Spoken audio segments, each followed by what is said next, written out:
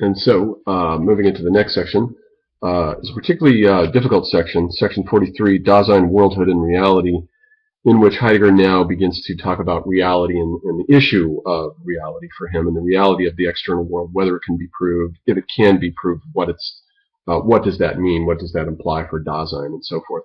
The word itself, reality, Realität in German comes from the Latin realis, which comes in turn from res, which means things, and so reality is composed of things already in a mode of presence at hand. They are things that are self-subsistent entities that are already in the mode of presence at hand. And of course, as we've seen all along, this is the very model, this is the understanding of being in the metaphysical age that Heidegger has been resisting here all along.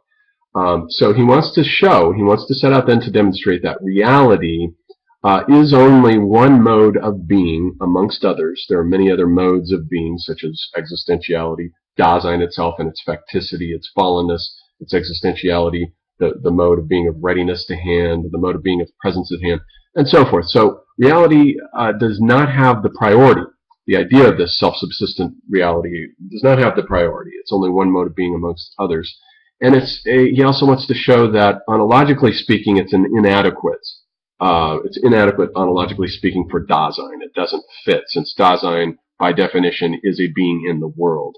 And this hypothesis of reality as self-subsistent entities presupposes an ontology in which we have a self-subsistent subject beholding a self-subsistent world of entities that are outside of it and are independent of it. So he has a problem with that whole thing.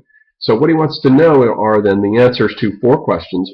Then the first of these 4 is that he wants to know whether there are any entities that transcend our consciousness at all.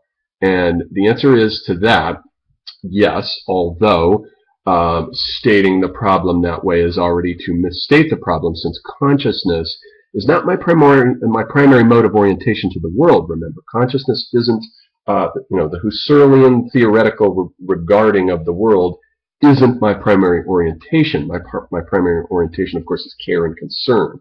I'm in the world. I'm already involved in tasks. I use things. When my hammer is functioning in a way that isn't broken down, it's in the ready-to-hand mode, and it's inconspicuous. So I'm not even conscious of it at all. I'm not even aware of it because I'm using it. It's only when it breaks down and shifts into the mode of presence at hand, and it becomes a problem, then my consciousness focuses on it and becomes aware of it. So this modality, this whole ontology of consciousness as the primary mode of orientation to the world, is not realistic in the sense that it's not the way things really are when we're living in the world. And Heidegger is concerned with how we go about our daily tasks and what type of consciousness that implies. The philosophers of the metaphysical age make the mistaken assumption that consciousness, cognition, and knowledge is our primary orientation to the world. But that isn't, of course, the case. That's only the primary orientation to the world of the philosopher, not of the average everyday person engaged in his task. So putting it that way somewhat misstates the problem. Then the second question that he wants to know the answer to is, can the reality of the external world be proven at all? And the answer, he says, is no, it can't be proven, nor does it really need to be. And he takes issue with Kant, Kant, in his refutation of idealism and the critique of pure reason, proves the reality of the external world by saying basically that I can prove the reality of the external world by my conscious awareness of the existence of myself. And my existence of myself, time, remember, for Kant, is the form of the inner sense, is a constant awareness of changing perceptions flowing through time. But I can't have this awareness of change without something that is permanent to serve as a backdrop against it. And the permanent is, of course, substantiality, and that is found only in the outer world. Therefore, the outer world is obviously something real. It's the source of all my representations. It's something real, something that is actually there, that actually exists. Otherwise, I wouldn't have an awareness of myself at all. So he basically, and Heidegger's critique of this is that what Kant does is he puts the self into the mode of a presence-at-hand entity and sees the outer world, the external world, in the mode of a presence-at-hand entity as well, and simply puts them into the mode together, connecting them via time. Interior change versus exterior permanence, connects them via time and sees them as a being present at hand with one another, which, as far as Heidegger is concerned, doesn't prove anything at all. It simply proves the inadequacy of this model of reality of the metaphysical age, Kant makes the mistake, and he makes the same mistake that Descartes makes. He starts with his own self-consciousness and then proceeds from that to prove the reality of the external world, as though his consciousness were a worldless subject that wasn't already involved in the world, as though it was a worldless subject and the world was something that existed outside of it, separate from it, and beyond it, and then had to be proven. Whereas we've seen the whole concept of Dasein means being in the world.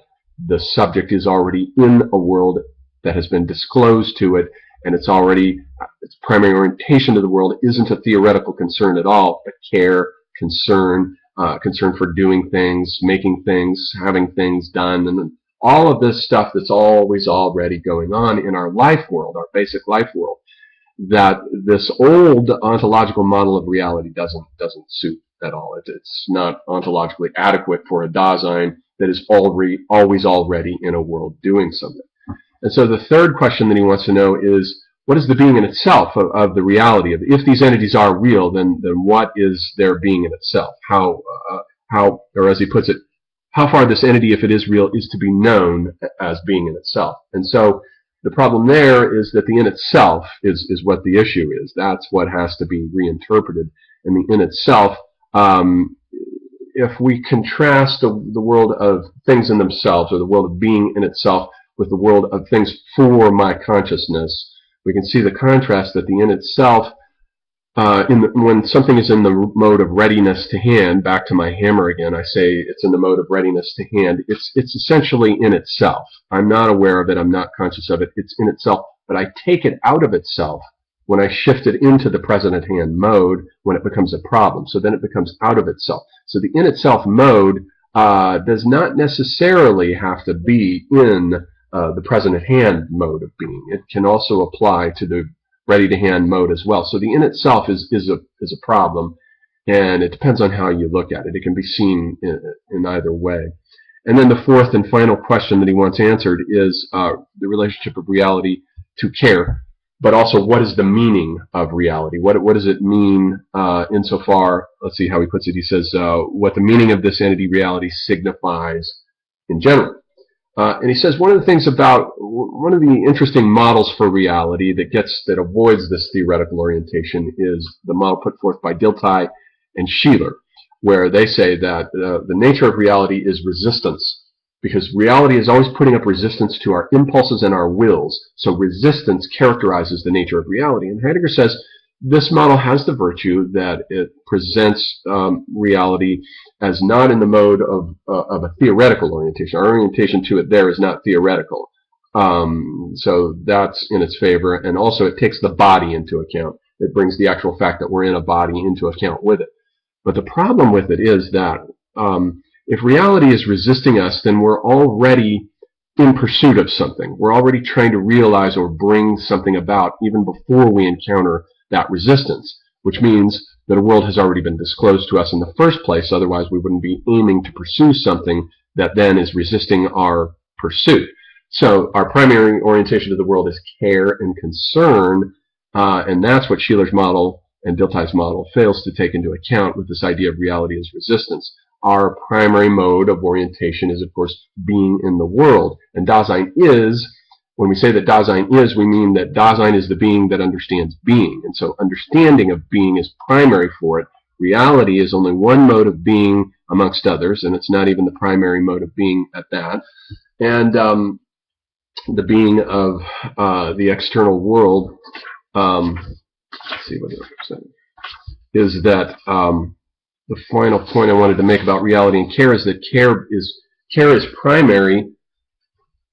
Care is our primary mode of orientation to the world, not a theoretical consciousness, not a problematic consciousness, and so reality is always subordinate to care.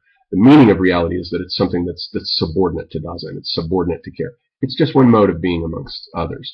But it's not a mode of being that Heidegger prefers, and it's certainly the mode of being that his entire model is directed against. And so that basically, in a nutshell, is the essence of this section on reality. And then we'll move into next, the last part of Being in Time, Part 6, is a discussion of the problem of truth.